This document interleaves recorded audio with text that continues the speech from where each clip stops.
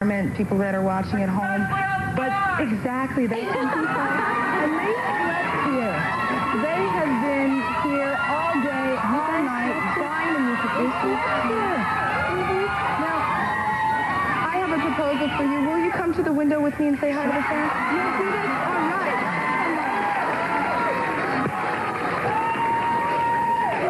All right. Now, these are people that love you, and they're all thrilled to see you.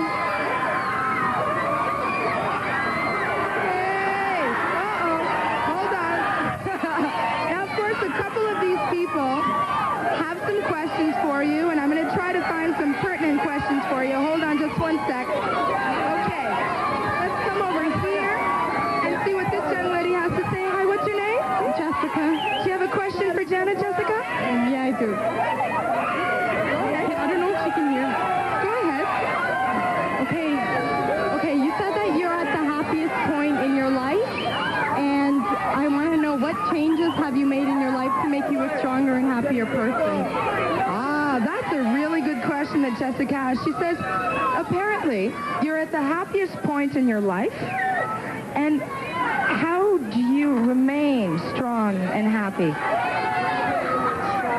I think it's several things. It's more than one thing. It's, for one, having a one-on-one relationship with God, I think is very important.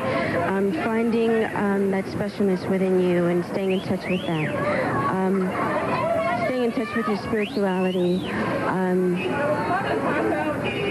The people that I surround myself with, my friends, which more so than anything are mainly the dancers, and I have a few friends outside of that. To me, that's what keeps me going. That's what inspires me aside from the people, from the kids, the fans. Keeps us strong and focused. That's good. Excellent. Now we've got another question here. Tyler, do you have a question for Janet? Yeah, I'm here with my friend Afro from Ottawa, and we just wanted to ask her, we know that in the past year you've had a lot of criticism for a departure in musical style and being more open with your life. We were just wondering if you have any regrets over the last year. He was just saying that he had read a great deal of press where perhaps you had been criticized, and that must have been difficult. What was the tail end of your question? I couldn't hear you either. Just in light of all the criticism in the last year, which has been pretty heavy sometimes, do you have any regrets? Any regrets? That's always going to happen, and you can't control that. It's out of your control, so you can't stress about it, even though at times you do. You can't, it's out of your control. What are you going to do? And it's going to be for the rest of your life as long as you're in a business like this. So you've given a certain hand that, in life, that a certain hand that you're dealt, and you play your cards as best as you possibly can, is the way that I see it. And you do your best, and obviously you've done that your entire life, and it's working for you. Now, is everybody happy to be here? Oh yeah, the energy is high, and I know that you at home are dying to ask your own questions, so we're going to take a very short break. And when we come back, there's more Live at Lunch with Janet.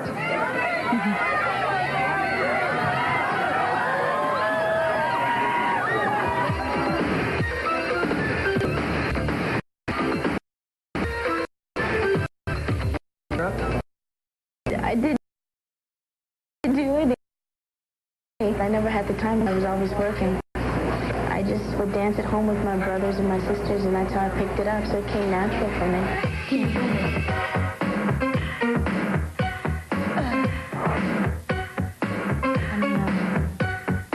I was just so very, very shy, and Paula finally said, okay, Jan, you know the steps, you got to come to the front now. And I said, all right. And we just ran the routine over and over again, and I was so embarrassed. I feel really, you don't look girly. I feel like a female. And sometimes I feel very awkward. Like, oh, God, this doesn't look right on me. Do I look like a man all rough, trying to sway your hips?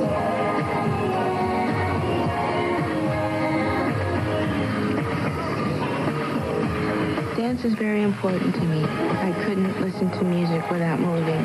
It would be impossible for me to do that. It's something that I really do love. I really love, and I don't think I'll ever stop.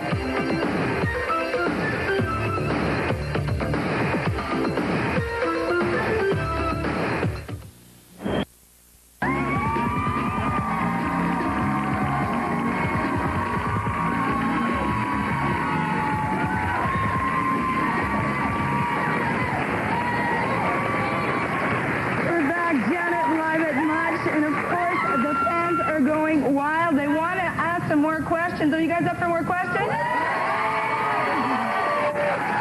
Well, of course, we're not just focusing on the people in the immediate environment. We've got people across North America that want to ask you questions. In particular, Bayush from Vancouver, BC. Bayush, are you there? Yeah, I'm here. Hi, I went to your concert in Vancouver and I loved it. And I just want to ask, how long does it take to get ready for a concert? Is there mental preparation involved? You mean for the actual show each night? Yeah.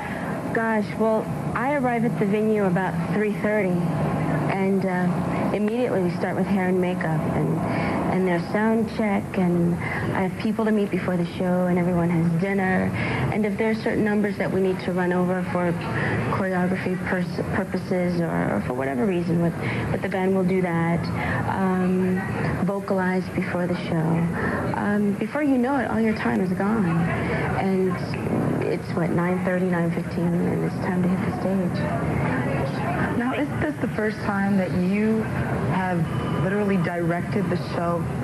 You said, this and this and this and this and this is what's going on, this is where we're going, this is the choreography. It's completely and utterly you? Yes, in the past, I've always done it with Renee. We've kind of created it together. And with this project, I needed to do it for myself, to prove something to myself. It's not a matter of control or anything like that, but that I could do it all on my own. I could do it all on my own. And that's why I did it. So I've created and directed the tour. Based on what I've heard, it was a great tour, and it's not over yet. You're performing tomorrow here in Toronto, and this audience are going to be there. And we've got another question for you. It's from the audience this time. We've got Melissa. Melissa? Hi, Janet. I'm Melissa. If you could go back to the beginning of your career, what is one thing you wish you had known about the music industry? One thing I wish I would have known about the music industry, I knew it was ruthless, but I know it really was as ruthless as it can get at times.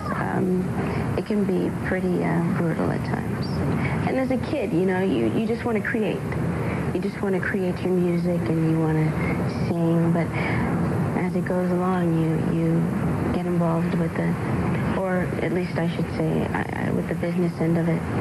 And I think they go hand in hand, and I think it's very important, and it can be very brutal at times. That's the thing. That's one of the things that I admire the most about you, is that you were able to develop both sides of your brain. The right side, which is more associated with the artistic, and the left side, which is much more business-oriented. Well, I try. I try. I must say that I'm just very thankful to have wonderful people like Roger and Lindsay surrounded by, really great people, a great team of people, Renee, so. I heard a rumor that you had invested in a bank. Invested in a bank? You had invested in a bank in the UK. In the UK? In the UK. Really? All kinds of stuff. It's partly true, but it's not. I don't talk about it. Part of that is true, but... Okay. All right. Well, it sounds like a good investment, pretty safe investment. We've got a question from another audience member, Debbie. Debbie? Hi, Janet. I love you so much. Thank you. I love you too. Out of all the songs that you've recorded, what line most captures the essence of the artist that you are? Wow, what line? That's difficult because there's more than just the way that I see myself than just one side of me. That's a really tough question because I think all in all, it's special. What really hit home. There's another song that I actually, it's like a bonus track for Japan only, and it's called God's Stepchild, which really talks about myself. It goes more into detail than Special does. But then there's also the other side, like Rope Burn or anything. So there are different, or like Escapade. You know what I'm saying? So there are different sides. So that's what makes it so difficult to answer that question. We've got another question from Vancouver, thanks to Speaker's Corner on the Road. Here it comes. Listen carefully.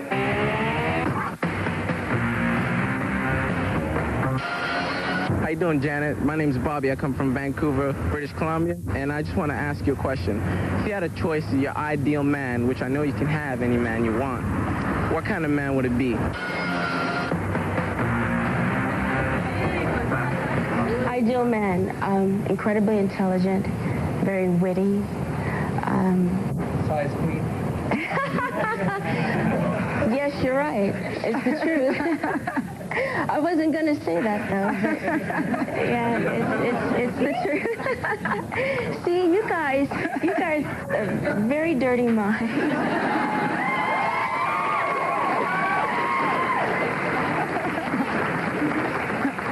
I believe in the same article that this gentleman was referring to, they mentioned that Renee is the yin to your yang or the yang to your yin, that you complete each other.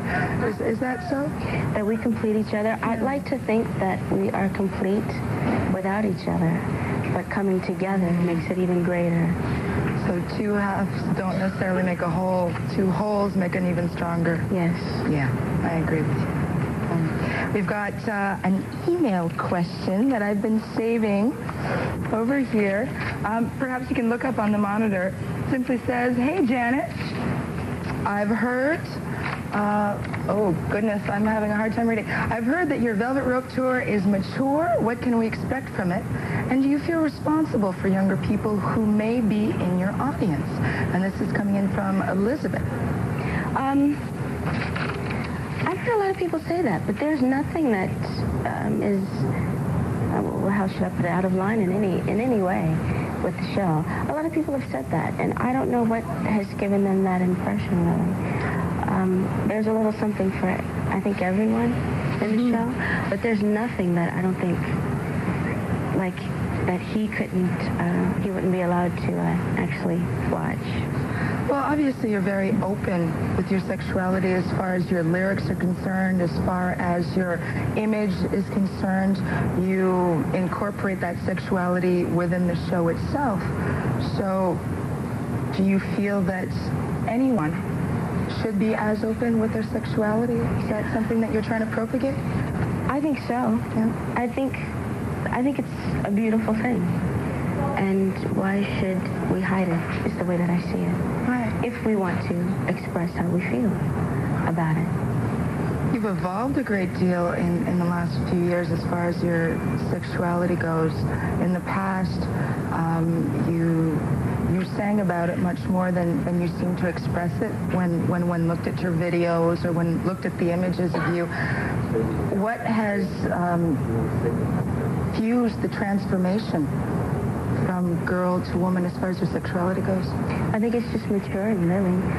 More so than anything. Just coming into your own, becoming a woman, really. Because I was always a tomboy growing up. Just having 6 brothers, and I was always with my brothers. I never hung out with my sisters. And as I got older, I think just that feminine side kept creeping in more and more. And it's really all that it truly is. Aside from, I don't know. I think that's what it really is. Okay. Now, let me see. I've got a couple here. Let's go with the one from Melanie Chang in Halifax, who says, "What kind of person were you in school? I'm in 10th grade, but not very popular. Do you have any suggestions?" Oh, gosh.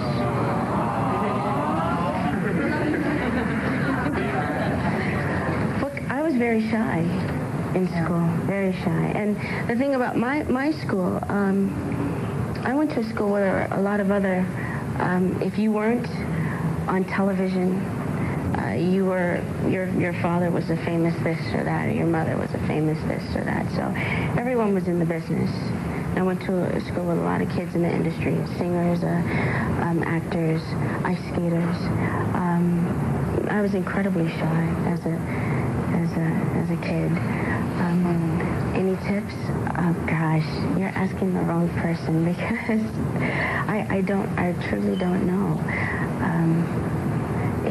I don't know. I'm sorry, I apologize. I don't know if I can. Not at all, not at all. I mean, you mentioned that you're you were a very shy person. And a lot of people go into show business to face those fears. A lot of kids that could never speak in front of, 30 kids in a classroom said, hey, I've got to change something with myself. I've got to face those fears. And now they address millions of people. So it's something within. You've got to take control of your life, control of where you're going. No? You sound like me. Huh? You sound like me. Well, No, I'm just joking. Everyone who's been shy, because I think we've all been shy in our own lives. Yeah. I've got another question, and this time it's from Speaker's Corner. Now, I mentioned that we have Speaker's Corners across Canada. The original Speaker's Corner is right on the corner right here of Queen and John, so there's somebody in the booth right now as we speak.